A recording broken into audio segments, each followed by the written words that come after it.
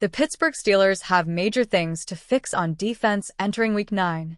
But the Steelers will have to do it without safety DeSean Elliott.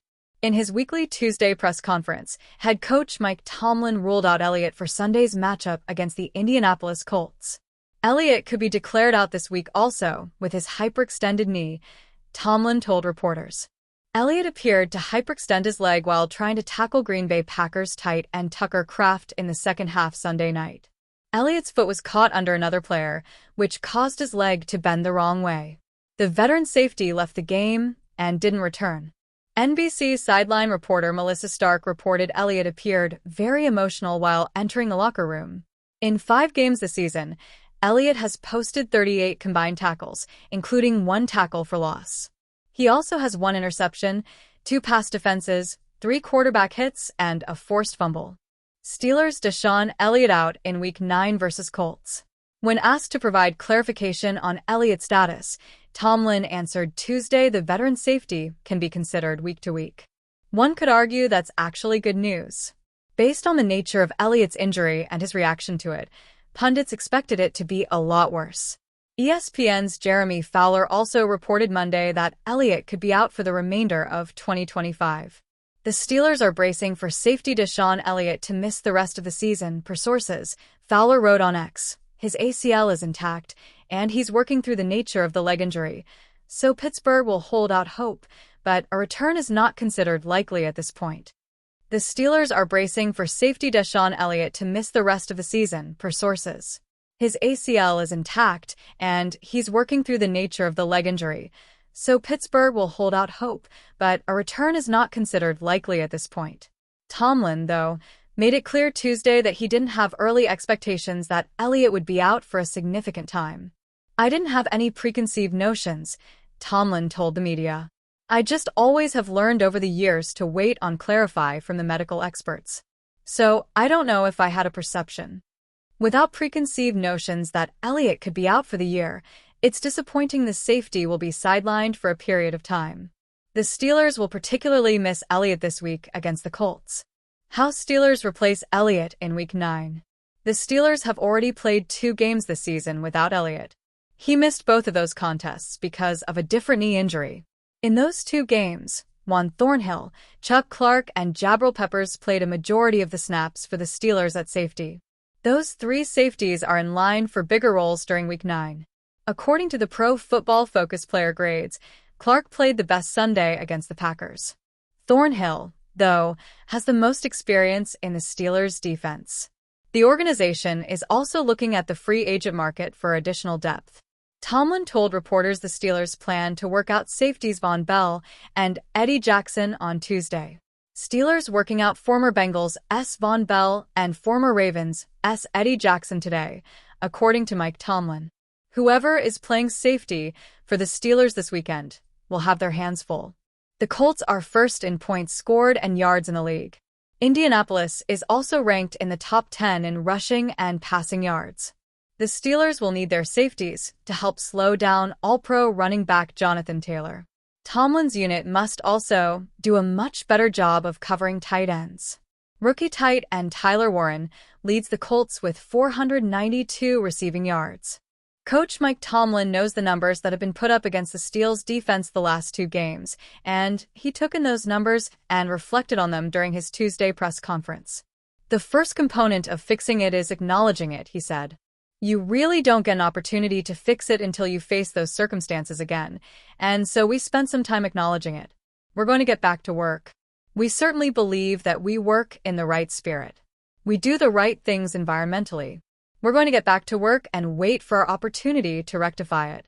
That acknowledgement had Tomlin pointing to 2 specific plays against the Green Bay Packers on Sunday night. They were plays that not only converted 3rd downs, but resulted in a combined 92 yards and 15 points. I just didn't think we did a nice job recovering from those, he said of Jordan Love's passes to Tucker Kraft and Christian Watson. First and foremost, you don't want those plays to happen, but after they happen, I didn't think we did a good enough job recovering from that and finding our footing as a collective football group, offense, defense, and special teams, in an effort to make the necessary plays over the course of the last 15 minutes to win the game.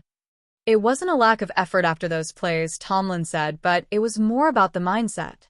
Rest assured, some things are going to happen, he said. There's ebb and flow over the course of 60 minutes, but in that instance, as a collective, we feel like we didn't respond in any appropriate or the desired way. We didn't smile in the face of it. We didn't produce the type of plays that counteract those things and get the balance back in our favor. And so, we're certainly being critical of ourselves, and we're utilizing that as fuel as we prepare for our next opportunity. That next opportunity comes against the 7-1 Indianapolis Colts, the NFL's #1 offense, averaging 385 yards and 34 points per game. The primary concern will be running back Jonathan Taylor, the NFL's leading rusher with 850 yards, 97 more than the runner-up. The Steelers did a solid job responding to Tomlin's call for improved run defense last week as they held the Packers under 100 yards. But Taylor and the Colts will certainly challenge any whiff of satisfaction Sunday at Acrisure Stadium. Not that Tomlin admitted to any satisfaction at this point. No, you got it until the next time something comes up, he said. That's not only defensively, but that's in all three phases of the game. You're continually tooling and retooling what it is that you do, making sure it remains sharp. The Colts enter the game off a 38-14 win over the Tennessee Titans. Taylor rushed for 153 yards on 12 carries, including a career-long 80-yard touchdown run in the third quarter that pushed the Colts' lead to 24-7. Taylor scored 2 touchdowns against the Titans. His next touchdown will tie Jaron James for the Colts' record 64 career touchdown runs. He's significant, Tomlin said of Taylor. He's got great stop/startability.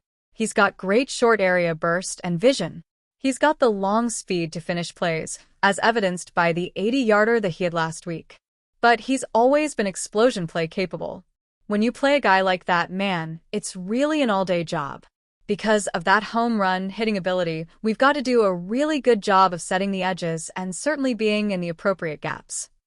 At quarterback, the Colts are using Daniel Jones, the number 6 overall pick in the 2019 draft, who had a 24-44-1 record as a starter for the New York Giants. Included is an 0-2 record against the Steelers, in which he threw a combined 3 interceptions and took 6 sacks. But Jones is now at the controls of an offense that's scored 30-plus points in 6 of its 8 games and 20-plus in all 8 games, the only NFL team to do so this season. The Saints have 2 receivers drawing heavy trade interest and another who has been dealt 4 times in a well-traveled career.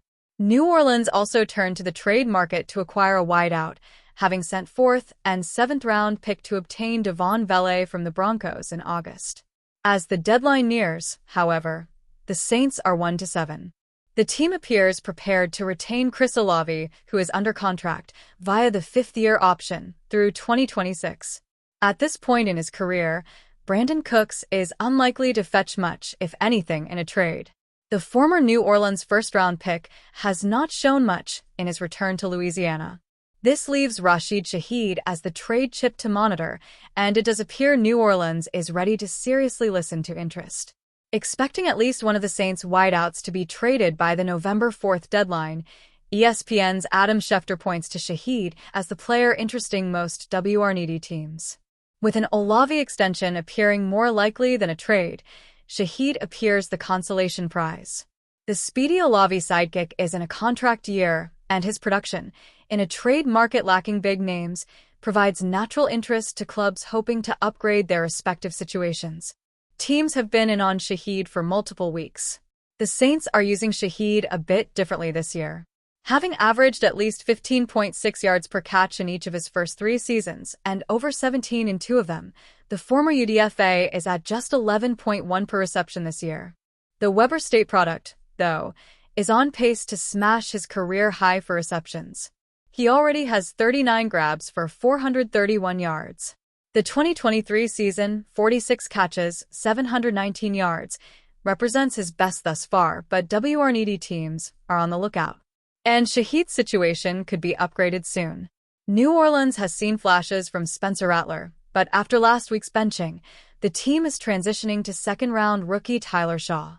Olave, Cooks, and Vele would represent a workable trio for Shaw, Even if Vele has disappointed post-trade, and compounded with the Dolphins keeping Jalen Waddle out of trade talks, Shaheed could command a nice return for a Saints team in need of cost-controlled talent, as the restructure-heavy franchise's annual cap troubles are coming again in 2026.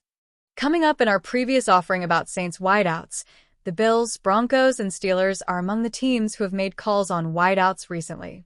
Pittsburgh's Marquez Valdes-Scantling pickup is unlikely to deter more trade interest from the AFC North leaders, and the Bills' Week 8 dismantling of the Panthers did not feature much in the passing game. The Broncos did see Troy Franklin produce his best career game Sunday, but they do not have a consistent second option, even if Franklin is emerging behind Courtland Sutton. Shaheed did not overlap with Sean Payton, but the Broncos roster has many ex-Saints, and Shaheed did play under Pete Carmichael in a system closely resembling Payton's offense for 2 seasons. Carmichael is a senior offensive assistant in Denver. Shaheed and the Raiders' Jacoby Myers may be the top options for receiver-focused teams. Both profile as rentals, though an acquiring team would obviously hold exclusive negotiating rights until the March tampering period, but Shaheed is 2 years younger. Playing an age 27 season, Shaheed will be a key free agent to monitor, that is, if an acquiring team does not extend him come 2026. The Saints will need to make a decision soon. They could collect a possible day 2 pick for a player obtained after the 2022 draft. That would help the Mickey Loomis, Kellen Moore operation ahead of the 2026 draft.